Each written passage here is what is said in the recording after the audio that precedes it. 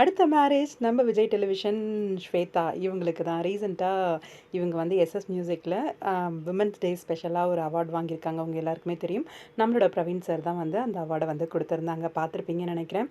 அதில் வந்து அவங்களோட காதலை பற்றி விஷயங்கள்லாம் வந்து ஷேர் பண்ணியிருந்தாங்க. அவங்களோட காதலர் பர்சனலாகவே ஒரு வீடியோ வந்து மேக் பண்ணி ஷேர் பண்ணியிருக்காங்க அவங்கள பற்றி.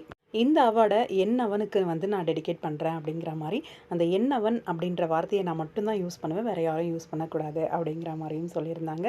இன்னொன்று என்ன அப்படின்னா, இவங்க வந்து இந்த இண்டஸ்ட்ரிக்கு வர்றதுக்கு முன்னாடி நிறைய ஸ்ட்ரகிள் வந்து ஃபேஸ் பண்ணிட்டு தான் வந்திருக்காங்க.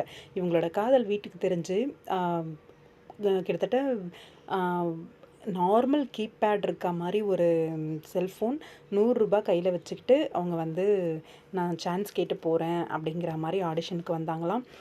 அதுக்கப்புறம் நல்ல வாய்ப்பு கிடச்சி இப்போது நல்லா இருக்காங்கன்னு. அதுவும் அவங்க இந்த இண்டஸ்ட்ரிக்கு வந்ததுக்கப்புறமே நிறைய ட்ரோல்லாம் பண்ணாங்க, நம்மளே பார்த்தோம்.